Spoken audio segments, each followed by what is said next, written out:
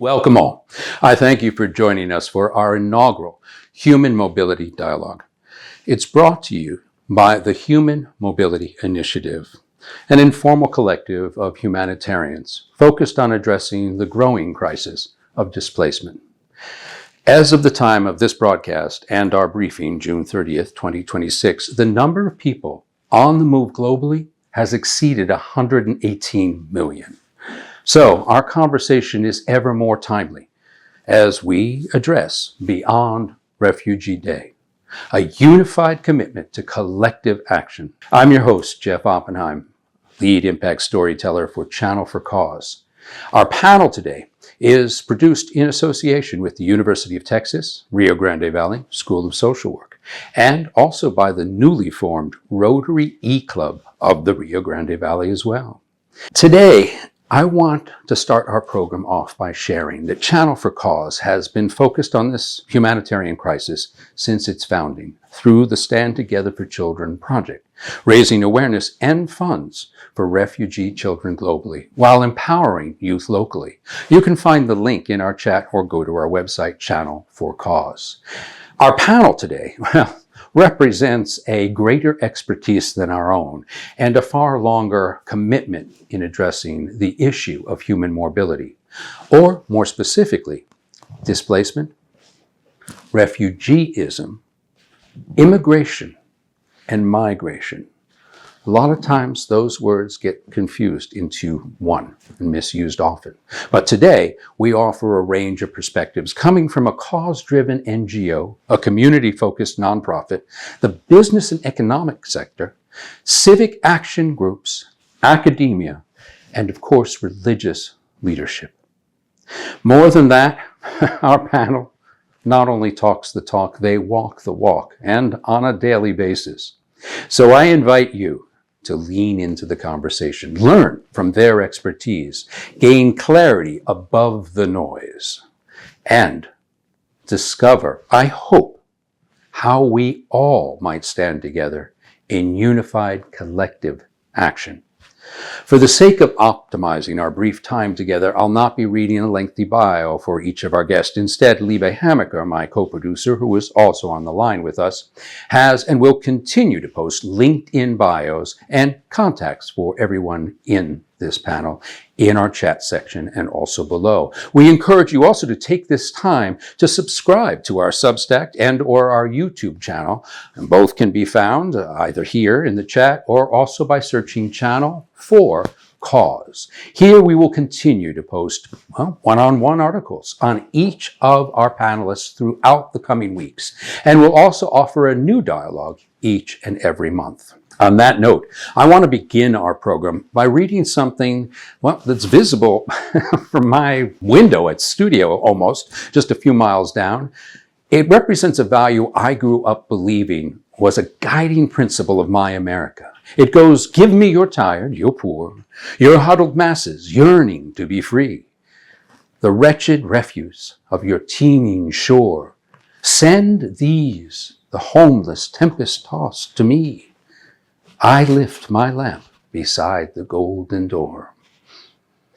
Of course, these iconic lines are from the plaque that stands behind and below Lady Liberty on Liberty Island. They are pulled, though, from an 1883 sonnet, The New Colossus, written by American poet Emma Lazarus. But more than that, they symbolize this country's promise to be a harbor of safety and hope to many.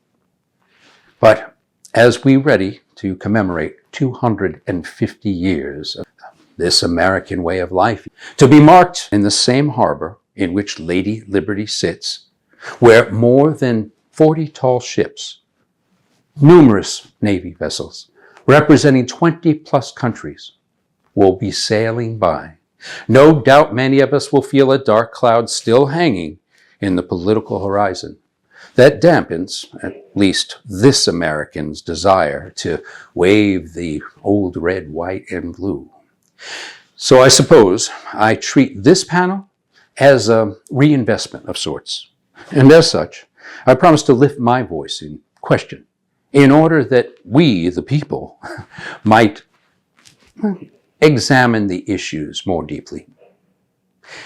In fact, today, we look well beyond the harbor of New York City, a long liberal safe haven and melting pot, no doubt.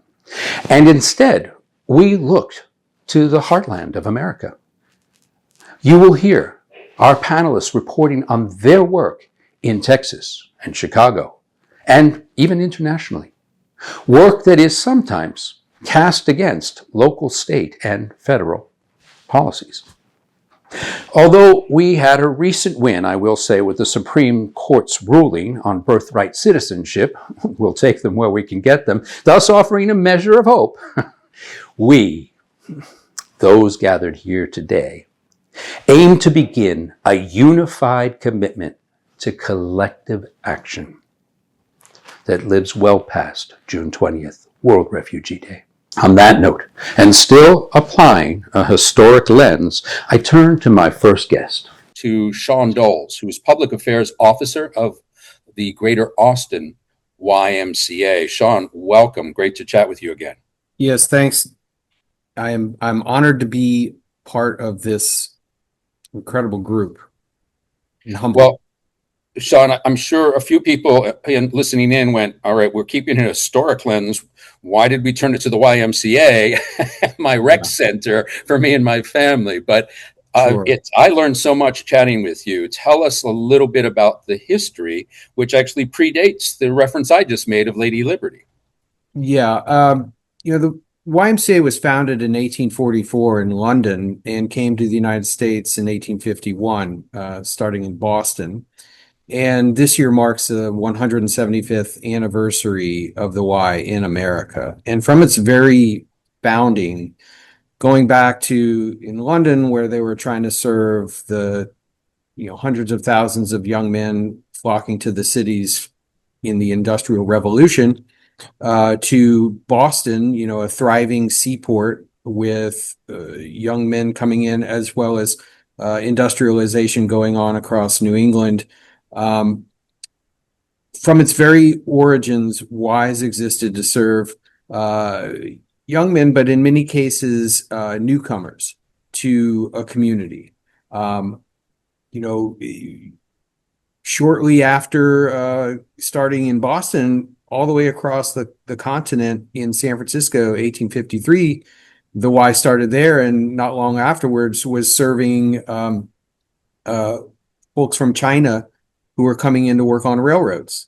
The first ESL class in the United States started in 1856 in Cincinnati, teaching English to German immigrants.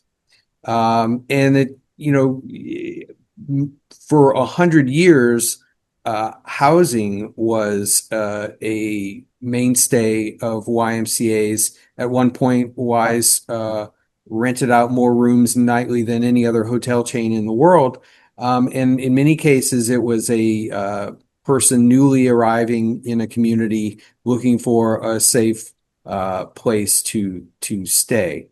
That tradition continues. I mean, even into the 20th century with the Vietnam era, tens of thousands of immigrants coming in from Vietnam and settled in and around the Houston area, creating the International Services Y chapter there. And so, this is just something that Ys have always done organically, that doesn't draw a lot of attention. And it's because people become woven into this communal space, these communal activities, and very subtly don't realize, but they're becoming a part of that local and that broader American community, whether it's on a basketball court, or in an exercise class, or for kids in a summer day camp or after school program. Mm-hmm. Wise help break down walls and build bridges as we work together to build better versions of ourselves, and as we in the process we find common ground.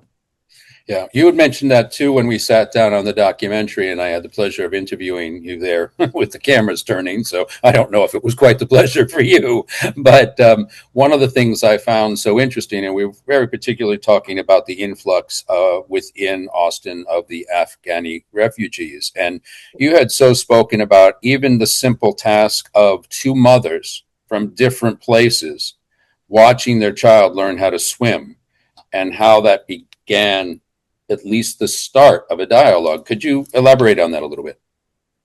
Well, again, we've become more segregated in a sense in our day-to-day activities, where there are not a lot of spaces where people of broadly different backgrounds in America come together through a shared activity. And so, in that instance, you've got, two parents sitting side by side, day after day or week after week, as their children are in the pool learning, and just naturally conversation strikes up. And so there's something magical that happens when one human speaks to another and introduces themselves. It's again, a wall comes down, and there's that recognition of the common humanity that we all share. And it's so, as we become more disconnected through digital technology, that energy is lost between people. And so WISE just help remind people of that energy and help facilitate those connections. You're also seeing a lot of that. I know we talked a little bit about the summer camp and how the way that's structured, even on an economic level, to be able to bring so many kids in from different backgrounds. So I imagine you're even almost deliberately planting seeds there for the future generations that are new Austin residents. Well, and it's a two-way conversation. We're coming up where every summer, in the middle of the summer, we do what we call our Camp Olympics, and every camp location studies a specific country and learns all about that country. They paint a flag and they dress in traditional garb, and so it's helping educate people, across different cultures. And so whether it's, there's a child from another culture that's learning how to be an American, so to speak, or, someone that was born here that's learning about another culture, another way of life. Yeah, there's that cross-pollination that is required to really weave people together. And now that's on the local level. And I know we were just talking about the why on the national level, celebrating the history through a publication. And you even hinted next we'll do the international book. But what are we seeing on the international level as well? Because, of course, this is not just a local problem. This is not just a local issue we're trying to solve. What are we seeing through the whys overseas? Well, you say overseas, but just internationally, the YMCA Mexico runs, safe houses for unaccompanied minors along the border. But overseas, you've got, tens of thousands of displaced Ukrainians that are flooding in, that, the Y in Poland and other Eastern European countries are helping to, absorb and serve. You've got, the influx of Syrians coming into Central Europe, and you've got the Ys there on the ground in Germany and Czechia. So every Y exists to support local community needs, and in some of these instances,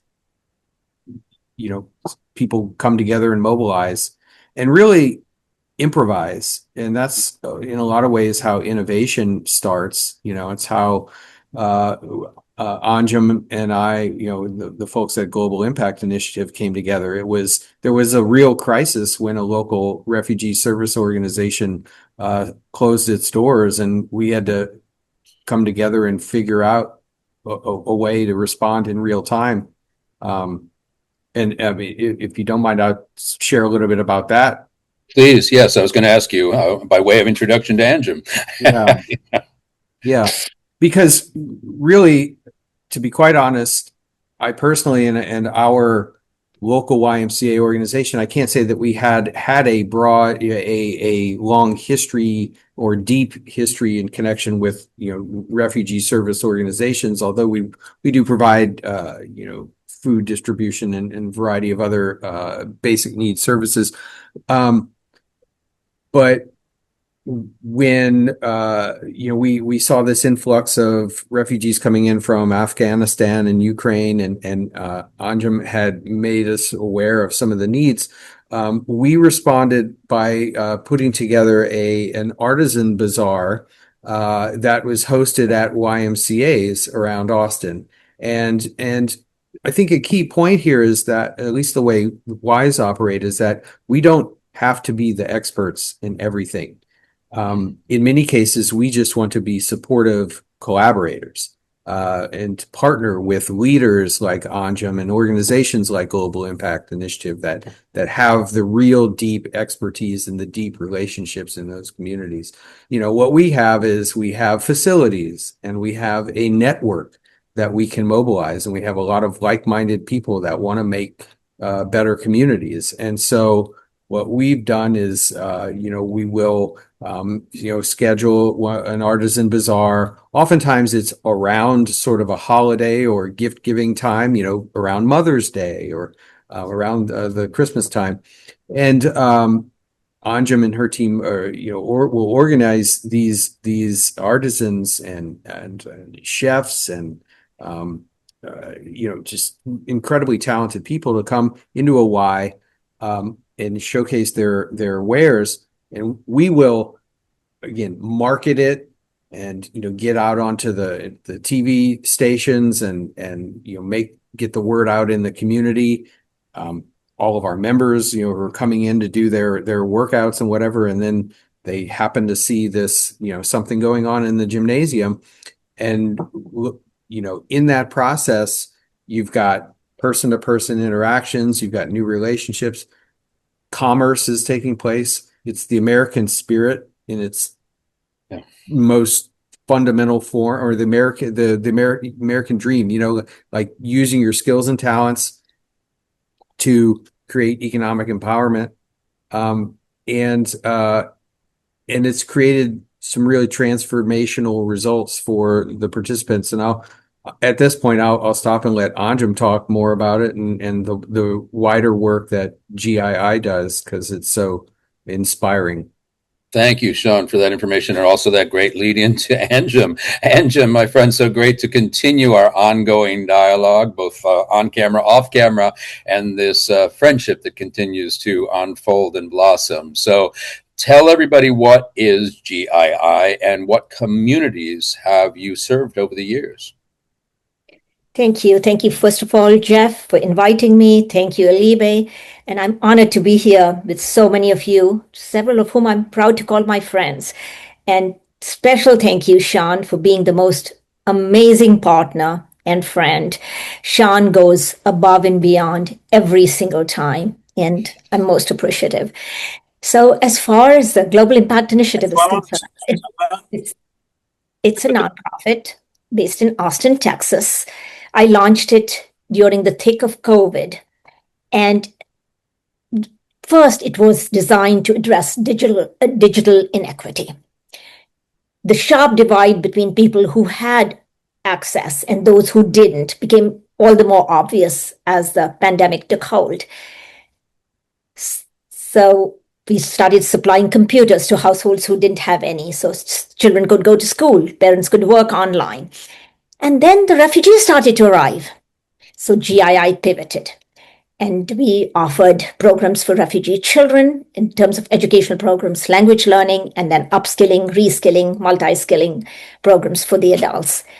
In terms of the communities we serve, our work is not defined by nationality. It's really defined by the need of the moment. So, for example, the first several thousand refugees, in fact, the first 17,000 that arrived in Austin and really spread around Texas were from Afghanistan. That was the fall of 2021. Then it was followed by Ukraine. then parts of Africa, and then more recently, Cuba. So it's like, who needs the help when? And that's when GII, goes and tries to address that need. So basically, Jeff, you can think of it this way.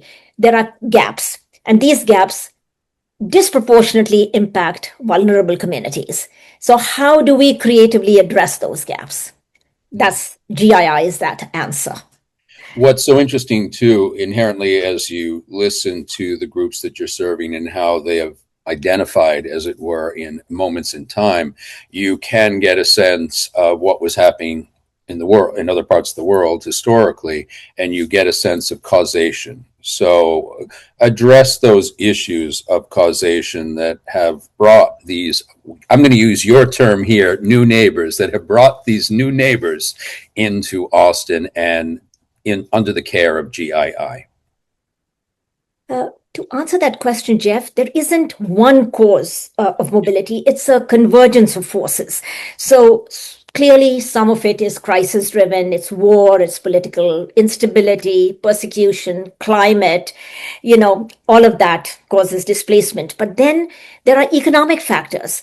Families move because livelihoods collapse or there's a lack of opportunity. So it's just, we also see mobility when systems break down.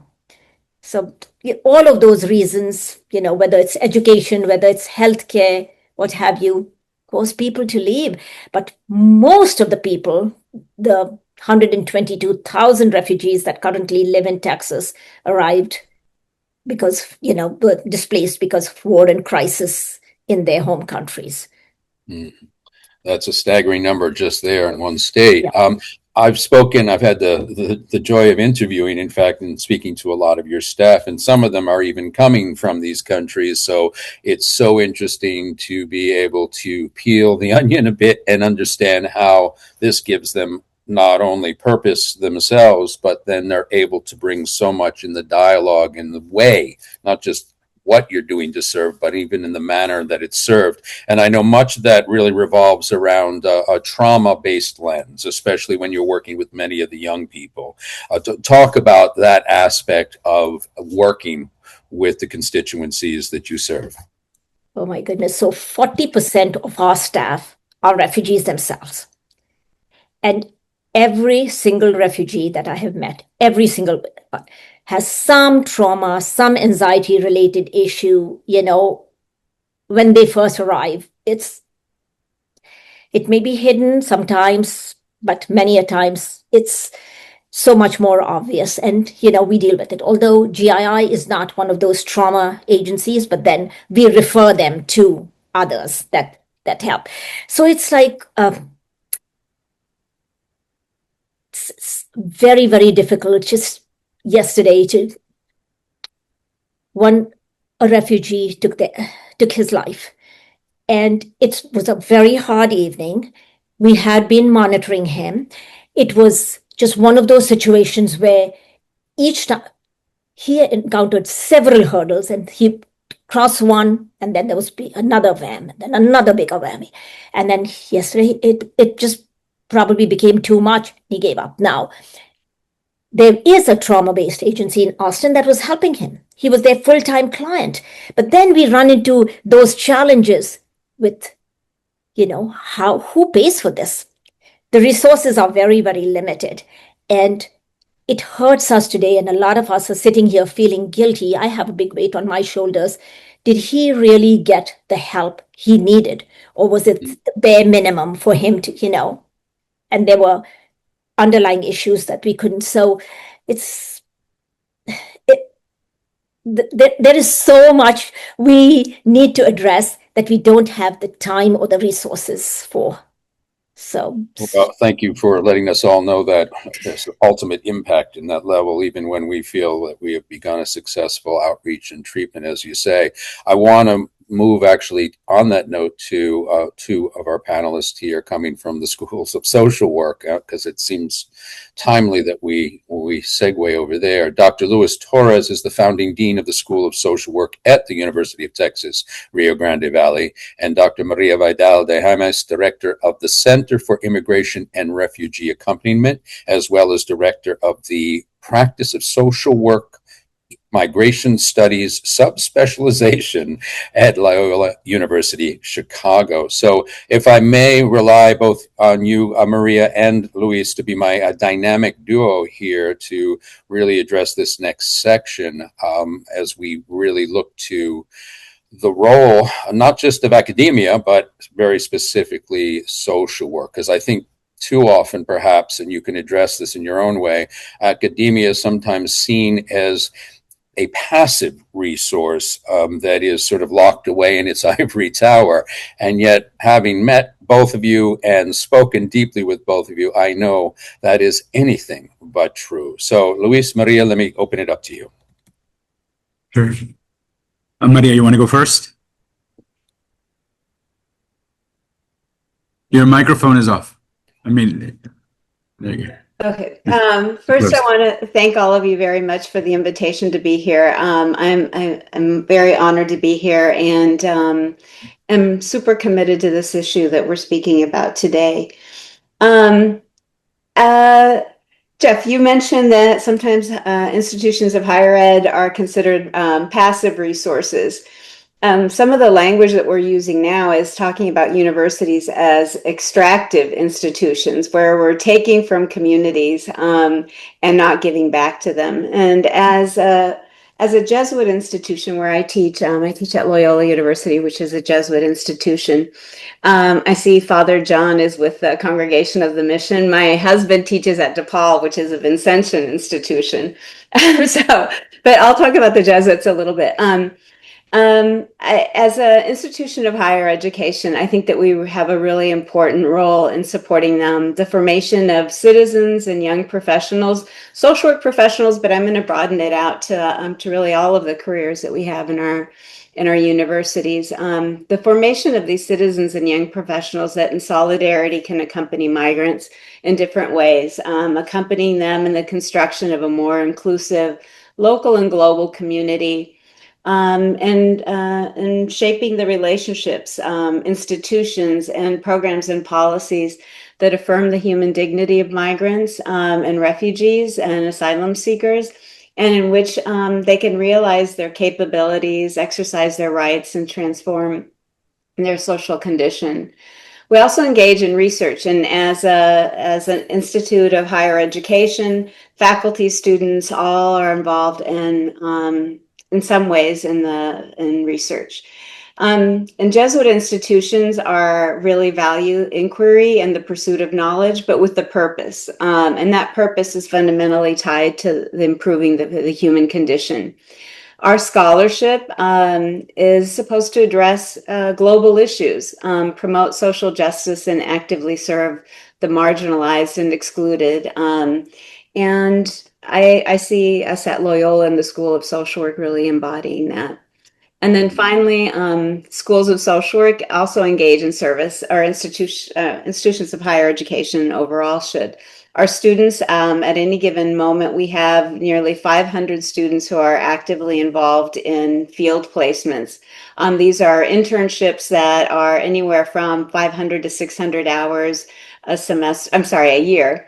And many of those are in institutions that serve refugees and immigrants and asylum seekers. Some are directly, like say resettlement organizations, but others are schools, hospitals, and in every single context, our students are coming in contact with refugees and immigrants, and we really want to prepare them to provide responsive, meaningful work that's culturally sensitive, immigration informed, and trauma informed.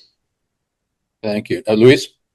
Thank you so much, Maria. Like Maria, I'm delighted to be here and being part of this conversation, Jeff. And I'm glad that we've disabused you of the notion of academics as stale Ivy League, ivory tower folks, because especially in social work, anything but. Maria was talking about the values of Loyola as a Jesuit institution. We're a public university, a regional, comprehensive public university, and as such, we're funded by the taxpayers. And our mission is to improve the quality of life of folks, particularly in South Texas, in the Rio Grande Valley, where we are, which is a population of 1.4 million people in 4 counties, about the size of the state of Connecticut. And we are on the U.S.-Mexico border. 94% of our population is Hispanic, and many of the folks that come into the U.S. are coming across our southern border here in Texas, requesting asylum.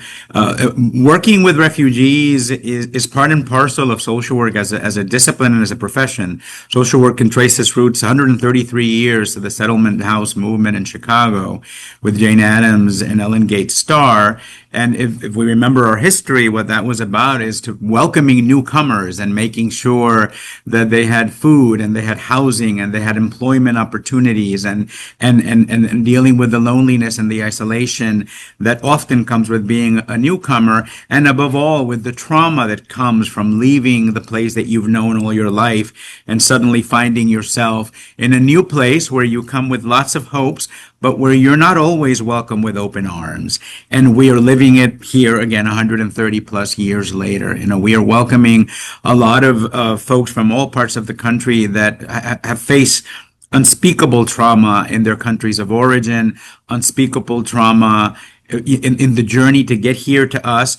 And then the way that we treat them when they arrive at our borders lets a lot to be desired. So we are part of the solution. As a school of social work, we do a lot of research. So it is our job to document what these situations are like, and it's our job to develop interventions that take into account culture and context and the reality of these populations.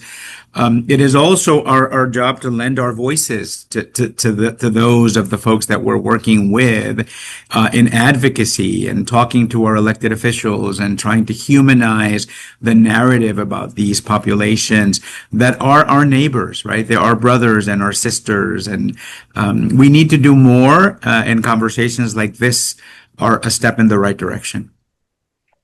Well, I want to drill down on that a little bit too, Louis. To the specific point, oftentimes organizations like GII and Anjum and her team, both locally and globally, and other organizations that we've talked about, like Pan American Development Foundation in the field in Latin America and the Caribbean, are often those first responders, as it were, for lack of a better term, and maybe equipped for better or for worse in dealing with the issues at hand of trauma, but almost have to triage it as folks are moving through their care. What are those issues that we have to be aware of, and how do they carry forth so that even as the journey moves, so does potentially that trauma left untreated to the point of that tragic story we just learned of today? Yeah. I know Maria's going to talk about this more because she runs a program that specializes on that. But I'll just set it up for you, Maria. Okay. We're all familiar with the expression "the road to hell is paved with good intentions," right? We need skill. I use the term evidence-based interventions, and the majority of the organizations that work with these communities, with our refugee brothers and sisters, are faith-based organizations that are staffed by lots of volunteers. And that's something that's really important, but we need to make sure that those volunteers have the training to do this work right. Good intentions are not sufficient because we can end up doing more damage than good. And that's why our program and the program that Maria is going to talk about specializes on training social workers to work with immigrants and refugees. Thank you, Maria, you want to jump in? Yeah, I had thought about saying something different, but now listening to Luis, I was reminded of how we started our program, which I think is kind of an interesting entry into the discussion. So about a little over 20 years ago, we were invited, or I was invited with a colleague from Loyola University School of Social Work to assist Jesuit migrant services in Mexico. And they were largely organized like shelters and humanitarian aid along the Mexican migration corridor. And at that time, they were trying to set up what they were calling like a diplomado, a certificate program to help pastoral agents in parishes that were heavily impacted by migration in some sort of way to respond to what they were seeing before them in their community. And so they asked us if we would send a team to go down there, and this is in the state of Veracruz, where the two main freight train lines, the Bestia, cross. And they asked us if we could teach all summer and help and prepare this curriculum. So the pastoral agents had it was like a year and a half of formation. They had to dedicate full Saturdays and Sundays to this. And we went down to teach, but actually we learned so much more. Our whole team was comprised of folks who were immigrants themselves, children of immigrants, or refugees. I myself am from Cuba and came through the Cuban Refugee Resettlement Program. All of us were working with immigrant communities in Chicago, but we realized just how little we knew about migration. We were just seeing it through the lens of destination communities, the resettlement piece. And so what we saw there was the impact of migration, not only on those people on the move, but those who remain, the families, the transnational families, but also the communities where there's a loss of many of like the young working age population. It started out that way more, but now what we've seen more over the years, 20 years we've been in this work, is a lot of people being displaced by generalized violence or organized crime, the cartels, etc. So it was a lot of fleeing both structural violence of poverty, but also now direct violence. But so we saw that we really needed to educate ourselves about migration from the perspective of these communities of origin, communities of transit, not just the destination perspective. And then also because of the mass deportations we've been having, to also look at communities of return in these various stages of the process of migration. So we started this migration studies program that has some social welfare policy classes that focus on immigration policy, as well as immigrant provisions or exclusions and social welfare policies. There's clinical classes that focus on like the trauma-informed approach and immigration-informed approach to working with folks. And then we also have classes that look at kind of what are some of the moral, ethical issues in migration globally. That has then also grown to add bilingual program to help train bilingual, in this case, it's Spanish, English speaking social workers. We also have classes or modules that help students understand how to work with a interpreter, I'm sorry. And then I'll say just a couple more things about what we do. And then we have also, because of the Jesuit network, and we work with Jesuit refugee services and Jesuit migrant services globally. We also work with our Jesuit sister institutions, mostly in Latin America, and we have two-way internship opportunities. So our students can see migration from the perspective of, say, Mexico or Honduras, and they send students to us, and they can see immigration in the context of the United States. So those are some of the things that we're doing to try and prepare our students to have a more, I think, like a broader, a deeper view of migration, and better prepare them to do that accompany work that we were talking about earlier. And also a great example in that of the word partnership and co-work, right? The Jesuit religious leadership and academia working hand in hand to really expand the outreach and extend the hand, as it were. So, Luis, let me just follow up briefly on the Human Mobility Institute too, because I know you too have found within that the secret of the sauce, as it were, is really not just working with the countries of origin. In other words, once they've crossed into the RGV and pushed on beyond, but really discussing and addressing it before they either have left their place of origin or their transit state that they may be hung up in, because of course now the mobility of crossing has changed, at least on the legal side. So can you talk about the work you're doing and echoing a lot Absolutely. of what Maria said? Absolutely, absolutely. And starting at the end when Maria was talking about also the communities of return, right? As the conditions here in the United States it becomes such that increasingly they find the doors closed.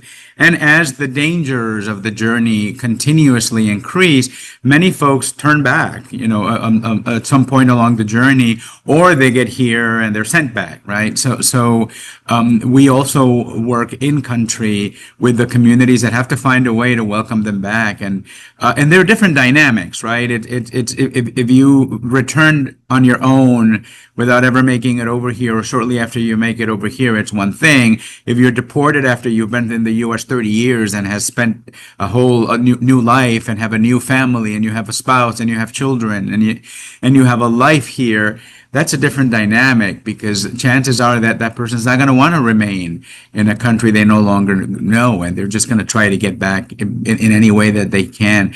But I want to make a point about human mobility, and I'm delighted that the group chose the term human mobility to talk about this dialogue, because it's a much broader umbrella that encompasses lots of populations that are on the move. Obviously, June is Refugee Month, and we're closing it with this conversation. So we're talking about immigrants, refugees, asylum seekers, but there's also victims of trafficking, human trafficking, sex trafficking, labor trafficking. There are populations that are displaced internally or transnationally because of violence or economic conditions. In the U.S., we have large populations of migrant workers that move from city to city following the crops with their families in tow.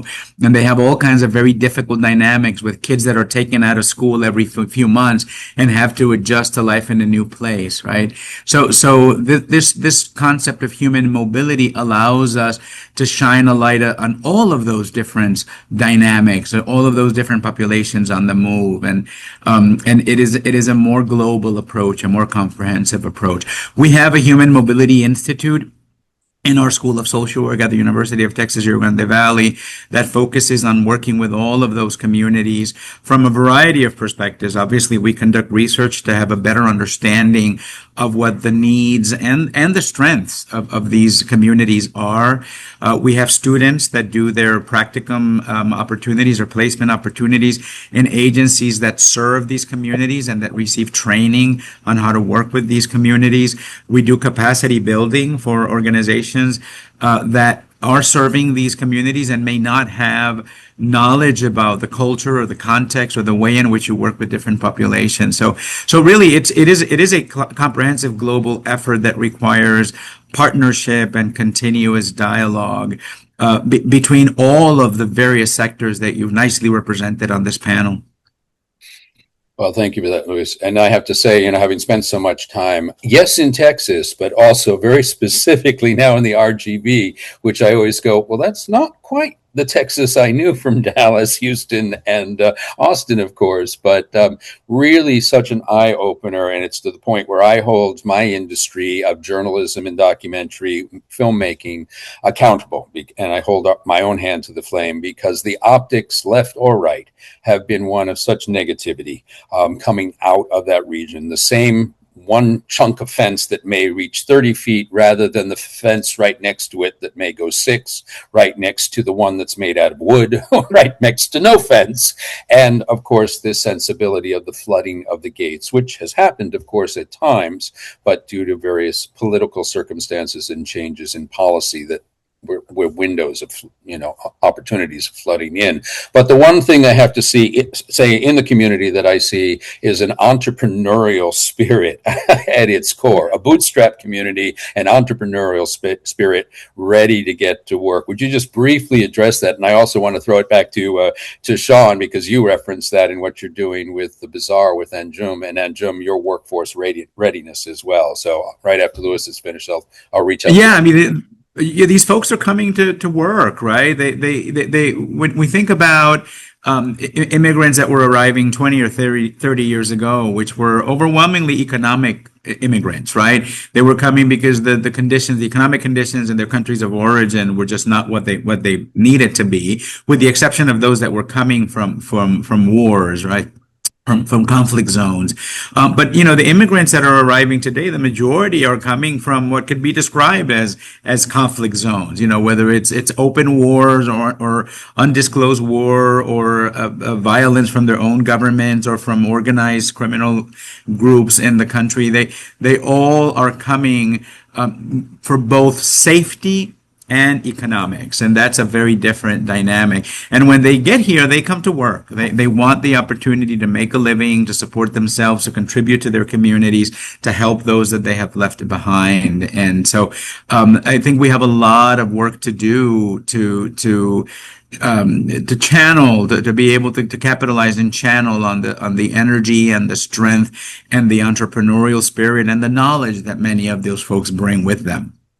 Thank you for that. Sean, can I throw it back to you briefly too, because you touched on this with the bazaar, and I know we've talked at length, even the experiences of watching some of the women coming from a country where they weren't allowed to work, perhaps even, and let alone hold money in their hand, and what you even personally have observed there in this budding entrepreneurial spirit, and Venmo versus Wise versus PayPal versus everything else they had to learn. Well, and Anjem may be able to speak even more directly to this, but the idea that a female entrepreneur can come and generate more money in a half day of working than she would have earned in a month or even a year if she had even been allowed to work in her home culture. Being offered a full-time job because of her expertise at weaving and knitting that pays a very good wage today. Those experiences are transformational and will yield a ripple effect for generations. And I mean that's what's mind-boggling about our current situation, is that we've got people that are coming here. They want safety, they want security, and they want opportunity. They just want an opportunity to work hard so that they can earn a living and provide for their families. And that's no different than my grandfather coming from Hungary after World War One, and is the bravest person that I never knew, because I never actually knew my grandfather on that side of my family. But the courage and the perseverance, the determination, like those characteristics alone on a resume should be grounds for immediate hiring, provided they have, they have the basic skills, language proficiency and whatnot. But I mean, it's stunning. Anyway, I would ask Anjem, what's your comment there? Please, Anjem. Thank you. So first, I would like to build on a little bit that Lewis here said. So across the communities that GII serves, one truth is consistent.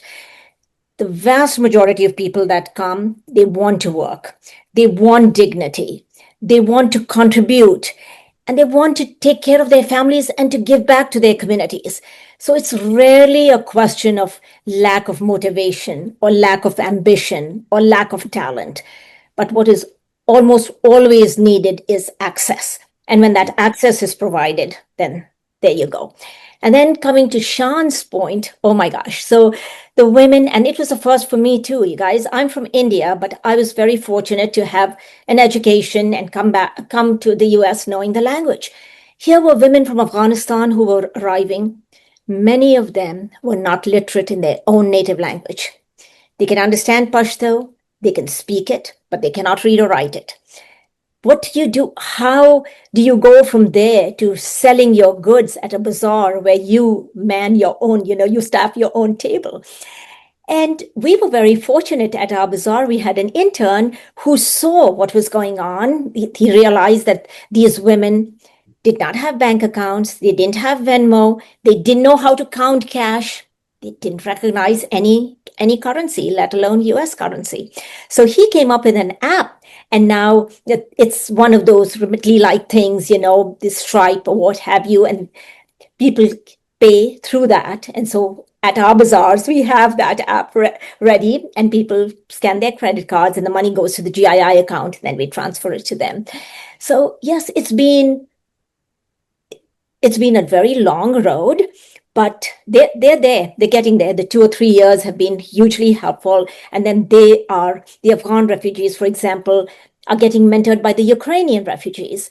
And those women are much more westernized. They have a lot more entrepreneurial, experience. So that's what's going on. But yes, it's been humbling and sobering and inspiring, all of that at a refugee bazaar. Truly, indeed, and having met many of them, it's you really feel the energy and the push, even on your own sense of entrepreneurial spirit. And on that, I want to turn it over to someone who is one of my go-to folks in terms of this area of expertise in really looking at the economic impacts of immigration. And that's Dalton Sermons. And he's the founder of the Sermons Global Impact Foundation. And he's also the author of a newly published book, The Refugee Advantage. Dalton, welcome and congratulations on your book. Thank you, Jeff. It's good to see you again. Great to see you again. Really, I want to dig back in. I always feel like I'm step by step. I'm going through the Harvard Business School with you. So it's really a treat always, but very focused on this aspect of it. And I guess we got a little spoiler alert from Lewis and Anjem and the demonstrations, even that Sean was bringing up, that this community is obviously here to work. And yet what we constantly hear is the rhetoric of they're here, they're living off our federal programs, they're sucking off the system, and they're not contributing anything. Dispel that myth even more. I invite you to. It's pretty easy to do that, but we need to start with reframing this. We're not talking about cost. We're talking about investment. And that investment would be language schools. It would be training. It would be housing. It would be, food and workforce development. And from that investment of the United States, what we see is that refugees quickly become great members of their community. They're wonderful employees if they're not entrepreneurs.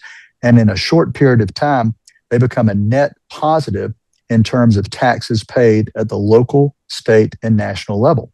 A wonderful study conducted by the federal government looking at refugees from 2005 to 2019, a 15-year period, found that over that time, they went from needing investment, a social investment many times, to becoming a net positive in the sum of about $125 billion at all three levels. So the question is not, are they costing us and can we afford to invest in these refugees? The question is, can we afford not to? Give us that financial figure one more time, because sometimes numbers blow by people very quick, and that is an incredible number. It is $125 billion between 2005, 2019. That takes into account the investment of social programs. And then on top of that, they make all of that back for us, repay that, and then some. Positive $125 billion. Within your book, too, you offer case studies, I know, and we've spoken in the past of some of them. And I'm going to put you really in a hard spot here. Can you choose one or two that are similar but yet represent two different stories in that regard? Wow. So one story is about a set of twins. Their parents are from Eritrea. And when they left Eritrea and they settled in a refugee camp, the girls were born there. Their mother thought she was carrying a very large boy, and then suddenly she had twin daughters. So they lived in the camp for about 2 years, and then they were resettled to Rochester, New York, where their father went to school. He became, I think he has a master's in public policy and has worked his career and just retired. Their mother has done very, very well. But the point of this is the girls don't actually remember their experience in the camp. But there have been studies that show that trauma can change our DNA, many times for the negative, sometimes for the good. So the girls have been entrepreneurial all their lives, and they formed a cosmetics company several years ago called 2-for-1 Cosmetics. The joke used to be, with these two girls, Fevin and Helena Johannes, you get two for the price of one. So the cosmetic company has taken off, and it's been chosen twice, some of their products, among Oprah's favorite things. But they credit the lessons from their parents who actually demonstrated the refugee advantage to them, and they've turned it into entrepreneurial gold. And then another story is actually one we missed here in the U.S. because we do not accept Syrian refugees simply because they are Syrian. And during the Civil War, Tariq Haddad and his family living in Damascus were in the thick of the fighting. His father had a successful chocolate company that he built over 30 years, and it was destroyed along with the family home. So the family fled to Lebanon. Tariq had been in the middle of medical school when he was in Syria, so he lent his abilities to help there in Lebanon with the many, many, many refugees that were coming across the border. In fact, Lebanon has more refugees per capita than any country in the world. Tariq applied to 14 nations for asylum, and they all turned him down. And a chance ride with a taxi driver one evening, he was lamenting about their situation, and the taxi driver said, "Why don't you try Canada?" Well, at the same time, in a small Nova Scotian village of Antigonish, there were some local ladies who were riveted by what was going on in Syria. And they decided, we can't help all of them, but we can help a family. So they sponsored the Haddad family to come to this small Nova Scotian town. Very quickly, the father restarted the chocolate company, and it's called Peace, P-E-A-C-E, by chocolate, because a little piece never hurt. And it's become quite the international sensation. It's one of the largest employers in Nova Scotia, and Tariq is a speaker and ambassador for refugees everywhere, but especially Syrian refugees who tend to face a little more difficulty resettling than others. And these are, like I said, different situations, but common to the refugee advantage. Mm-hmm. Wow, thank you for those stories. That's wonderful. It also proves that, you don't have to be in one of the major cities, sitting in New York to make it, if you can make it in Rochester or a small town. That's true. It's quite astounding. Talk about, too, because you said it really is investment in these training programs, in language programs, in education. And of course, here we have Anjum, who's doing a lot of work in that area, both through the nonprofit and also through her family business. But we're sitting here with two, wonderful scholars sitting in wonderful schools. How critical are those programs, and what is that layer of partnership to build that entrepreneur? Yeah, they're absolutely essential. And we need to recognize that nonprofits, institutions of higher learning, NGOs are going through tremendous stress right now in terms of funding. We also have to understand that the immediate humanitarian aid that's needed at the moment of displacement changes fairly quickly. We need to be thinking about development, specifically economic development, because refugees are normally displaced between 15 and 25 years. In fact, we're doing some work in Kakuma refugee camp with a company called Resilient People. The average stint of displacement there is 2.5 decades. We're working with young people who were born, raised, and live in that camp. Okay, that is going to be home for the foreseeable future. So we have to rethink our idea of charity, which is absolutely needed, and then think more about opportunity and allowing these wonderful people to be part of their own solution. And that's where real change can take place.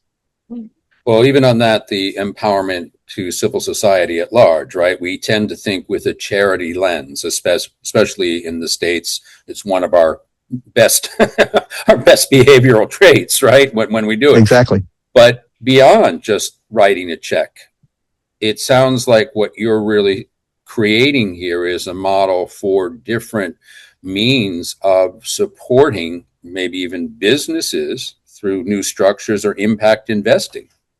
Yeah. It's interesting about impact investing. Some people would say that looks a lot like charity. I will invest money, but I expect to get nothing back in return. So it's the same thing as maybe sending a check to the wonderful United Way. But that's not the case. We have to mentor these entrepreneurs and help them understand how to create a service or a product that someone will buy and create profit. And profit is not an ugly word. That leads to sustainability, and that's what leads to long-term impact. So it's not profit for the sake of lining someone's pockets. It's profit for the sake of survival and thriving and changing many lives, not just the one, but all the employees and their families. When I talk about resilient people, we're on our third cohort now. The people that work there, they went from earning about $60 a month in aid to $600 a month in earned income.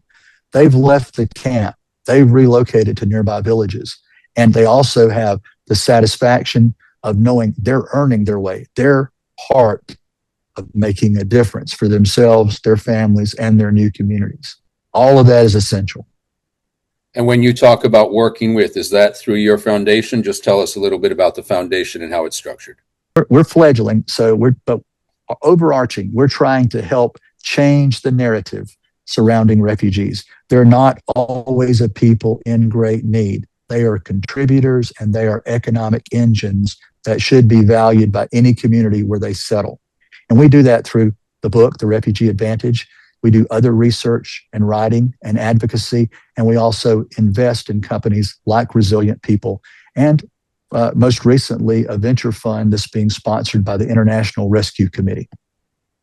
Fascinating. So what I love is this convergence of business. Certainly, I know we adapted at Channel4Cause, not as a business, but as a social entrepreneurship, another languaging format, but where you are always acknowledging from the start that a portion of whatever you make is going back to work some good for some charity or several charities. And I think it's really maybe making us adjust a little bit in our business strategies. So I thank you for the way there.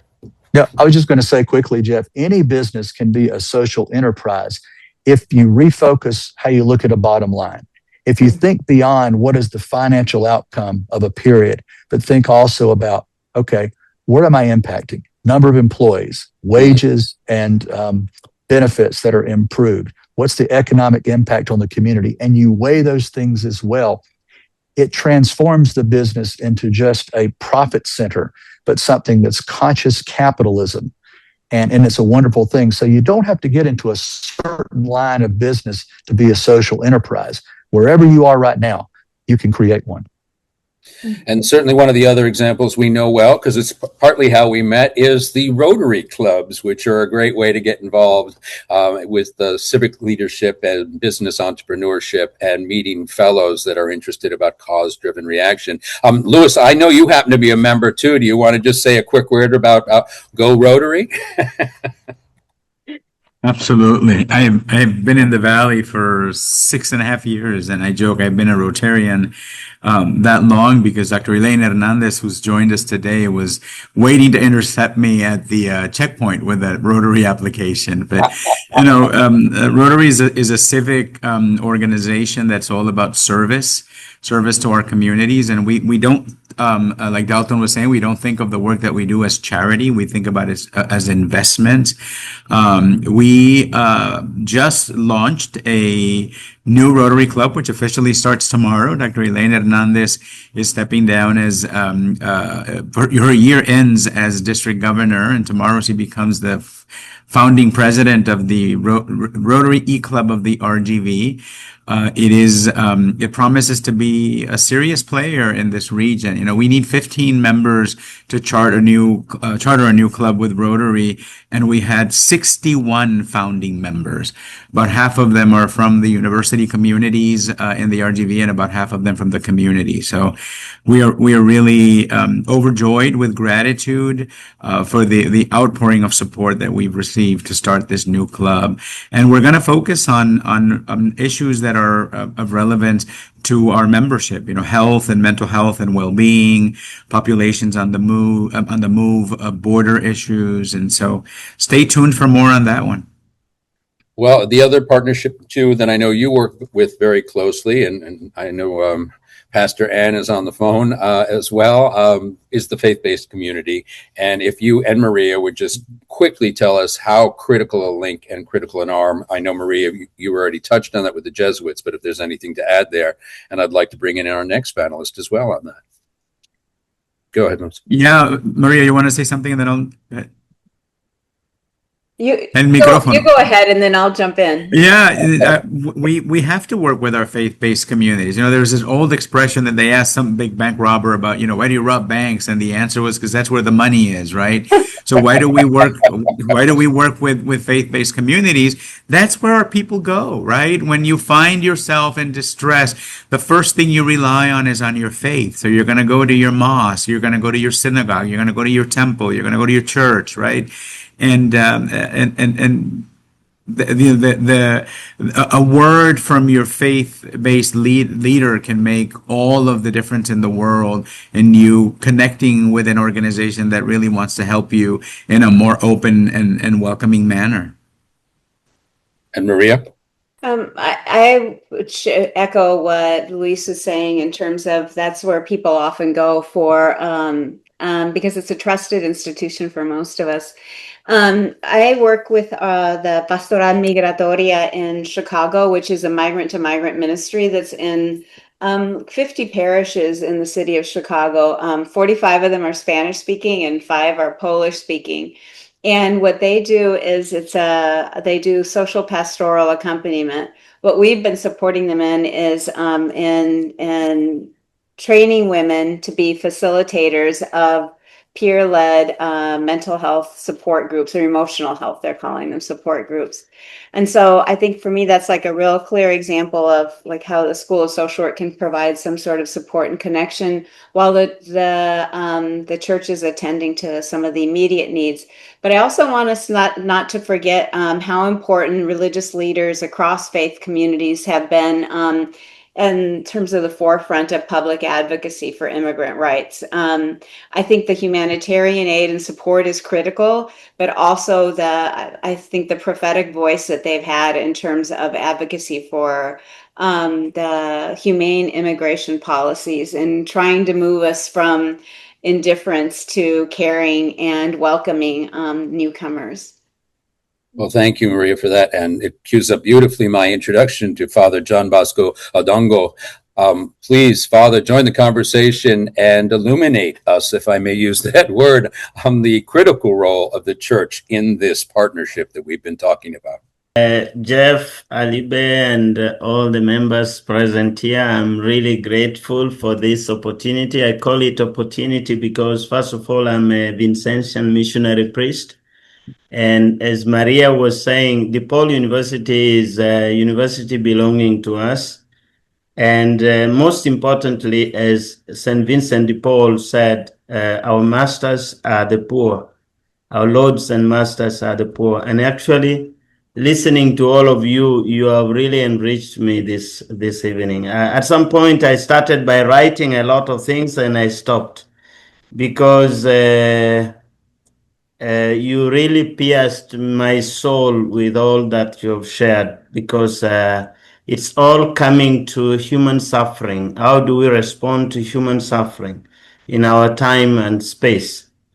And I'm really grateful because I'm going to sleep a different person this night.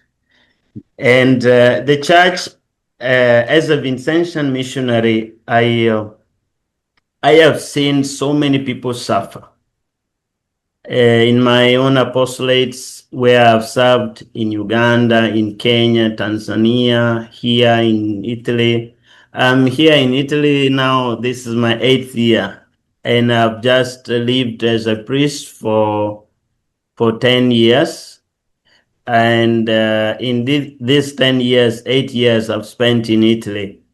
And I came to learn that there's no society without poverty, without suffering, without somebody feeling discriminated against. And I see most foreigners who move from one place to another suffer a lot. Personally, one time, if I must share my experience, I went to celebrate Mass here in Italy in a certain church, and I always tell them jokingly, and I also try to crack jokes while passing a message.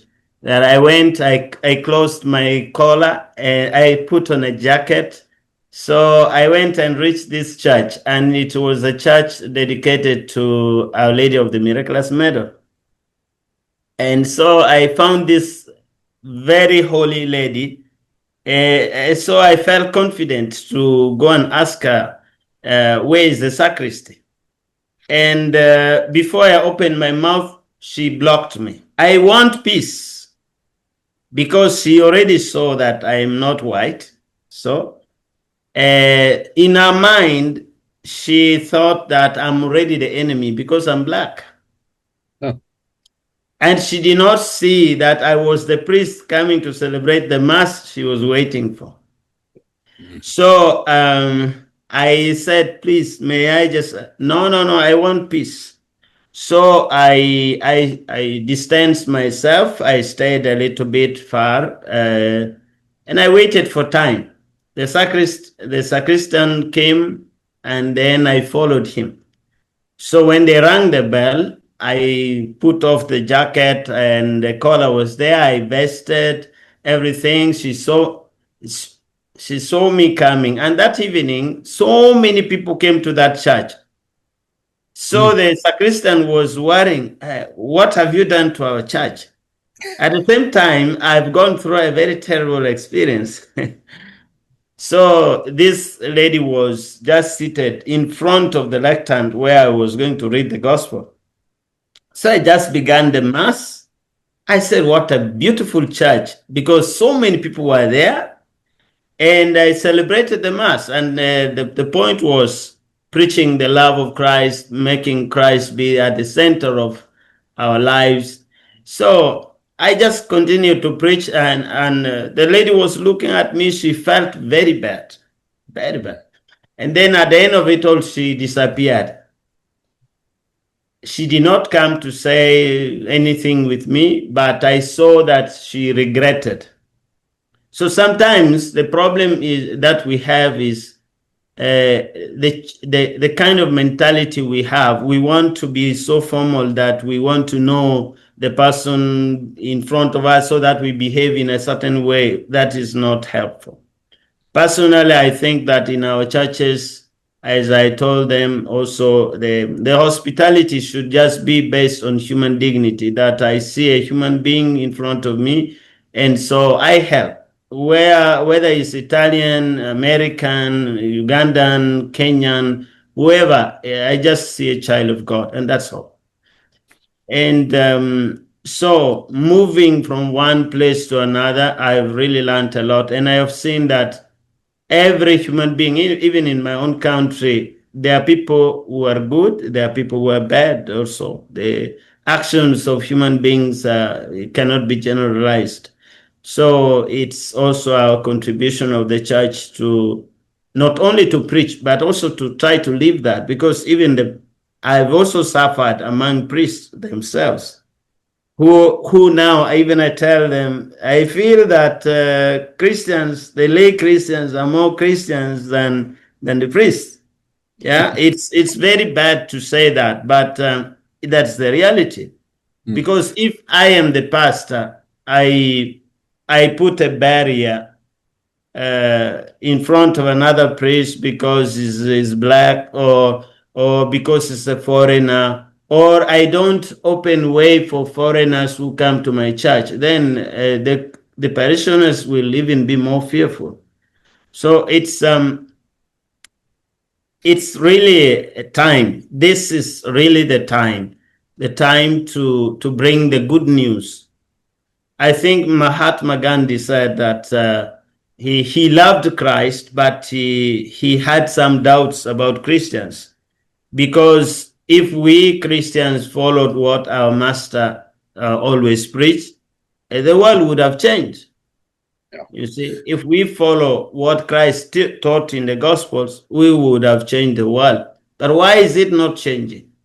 It's because we are not also finding our way into that. So That is very challenging. You illustrate such a wonderful point too, that the religion at its best is supposed to be unifying. Yeah. But even your point is, even within the factions of the same religion, there could be some divisionism or dissent. But you also have now made reference to a spiritual leader and political leader that we turn often to for his wisdom that he's left behind. So let me ask you then, on an interfaith dialogue aspect, why is that ever perhaps more important at this time, and particularly for this issue that is such a global issue?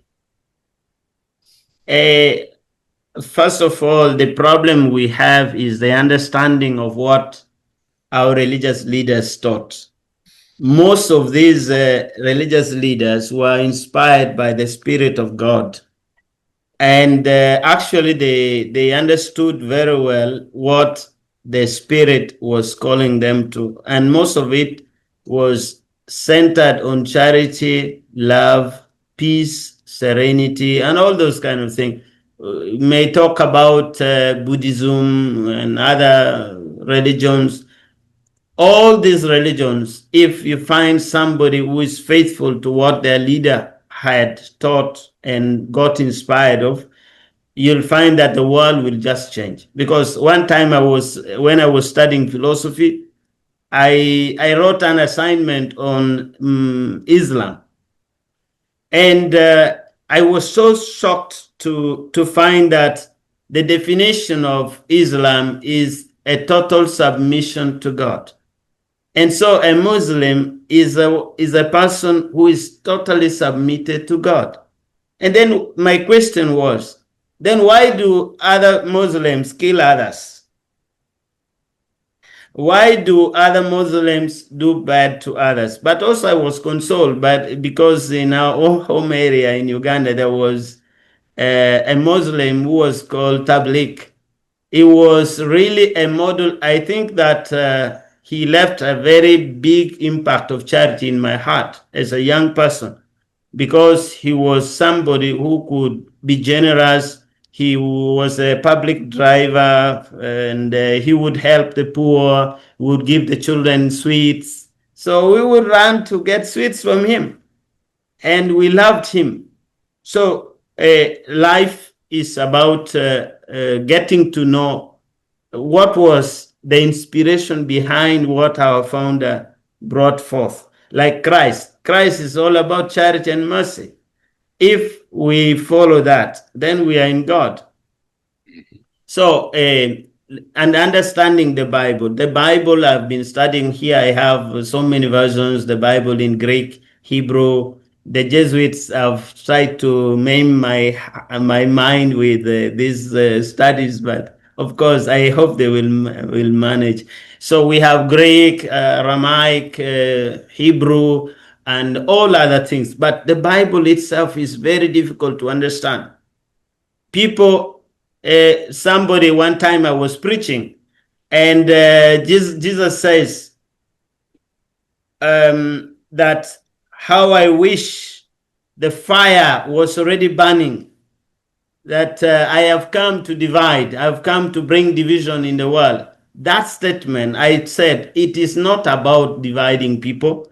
Jesus is talking about the fire of love, the fire of mercy, that it should be burning in the hearts of people. So he's not coming to divide us as he wants to divide people, but his very presence, if you accept him, you accept light. If you don't accept him, you go to darkness. So in that way, we are divided, but it is not his wish that he would divide people. So you find there are people who misunderstand this to be like it is their vocation to go around dividing people. I divide Ugandans against Americans, Africans against Italians, a misinterpretation of the word of God. And so what I would say is our books of faith should be well understood, explained. And the more, what I have come also to understand is that when we get to understand these words that are brought to us well, then the more humble we become. Because Jesus, for example, from my perspective, he says, learn from me, for I am humble and meek and humble of heart. So any Christian who is not meek and humble of heart, he's still on a great, a long journey to reach where Jesus wants us to be. Indeed. And that is what is really missing, and that's what is causing a lot of chaos among us. And Father, I'll just, we're coming up on our time here. I hate to cut you short, but I do want you to just briefly mention you're also walking the walk in the sense of having founded your own charity as well, Bambino Uganda. Can you briefly just tell us what that is? Okay. As the name says, Bambino Uganda. Bambino is the Italian word for child. There was a difficulty of choosing the name because English is spoken everywhere in Uganda, so the system would block it. So we used Bambino Uganda. But on my birthday, about 5 years ago, I was praying before the Blessed Sacrament. I was so worried about how myself, the Vincentians helped me to reach this light. The Vincentians in America, for example, they are the ones who trained me in Kenya and they brought me here. They are training me. I've studied all these years, getting masters, now doing a doctorate from the goodness and generosity of the US Vincentians. And so I always thought of how do I also make the youth who are in Uganda, the poor people in Uganda who want to study, who want to see their future, also come into light like me. So I was worried. So I said, I need to do something. I started helping students to go to school, but I felt that I was not able to do much. So I founded Bambino Uganda to say that I want only to help one child. If I can help one child, and then I get Jeff also to help another one child, Maria to help one child, already 3 of us, we will have helped 3 children. So that's why I've not used Bambini Uganda to mean children Uganda, but Bambino to say child Uganda. So what do? We send students to school. We help in terms of essential matters like giving food where there's need. During COVID, for example, we supported also people who lacked something to eat. And we continue to empower the youth and the women and people who want to do agriculture. And right now we have constructed a creative studio in a place called Loro, and also there's a tailoring workshop which we have bought 10 machines for sewing, and we are constructing 11 rooms behind so that volunteers, all these good ideas you have, you should come and share with our people in Uganda. Yeah. And I would love also those who are in the academia and the social works and in the universities. I would like to call upon you. There are so many youths in Uganda, probably also in Kenya and other places, that would want to have this experience, to learn, to have a scholarship, at least one scholarship a year. For me, that would be the best, because that would help me also to transform even the more, because education made me to be who I am today. And so I try to invest on that, on the people themselves. I tell myself, I'm not waiting until I finish these studies with the Jesuits and then I go back to start working. I'm already working here. So this is my office also. I'm also studying, I'm writing my thesis on the transformative action of Jesus on the first sign at Cana of Galilee. So that is Bambino Uganda, and so many things. We want to construct a hostel. We already have a land, but we don't have the resources. We want to construct a health center, but we don't have the money to construct it. We have the land, of course, because we bought it with a program we call One Cafe al Giorno, Un Cafe al Giorno. So I mobilized the Italians, Germans, people from Malta. We have Familia Bambino Uganda in different places. So we come together, people talk. Today, I've done a lot of formation to these people. to the point that now Bambino Uganda is walking by itself. But we still need many people to come on board, and this kind of dialogue is really very transformative for me. I'm Indeed. grateful. Anytime you want to have any question, we can always talk.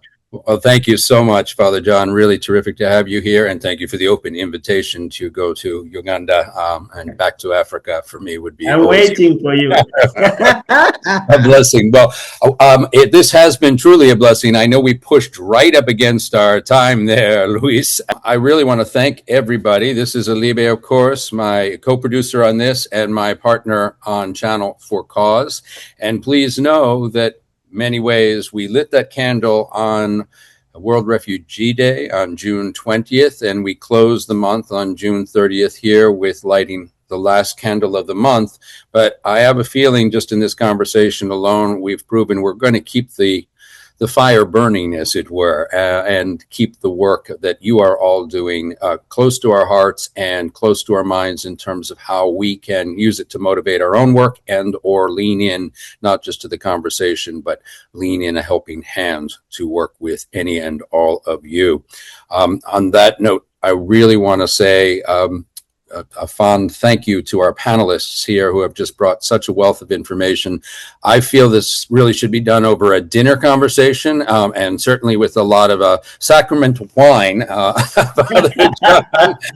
because it's such a deep conversation, but a motivating one as well. And I can't think of actually a better way of closing this out, because I think it's put such a uplifting sensibility in my heart that this fine work is being done, and that there is light in the harbor, as it were, to use my opening analogy. Would you further that blessing and lead us out in a prayer? Okay, let's pray. Let's pray. Merciful living God, you see every person in pain and on the journey. Unite us in this network as one human family, diverse yet equal in dignity. Bless our words and decisions today with wisdom, compassion, and courage. Beyond World Refugee Day, make our dialogue become real action for life and hope. Let every person we serve feel seen, welcomed, and restored. Merciful and living God, you who see every tear and every cry, you hear every time. You who are near to the brokenhearted and walk with those who suffer.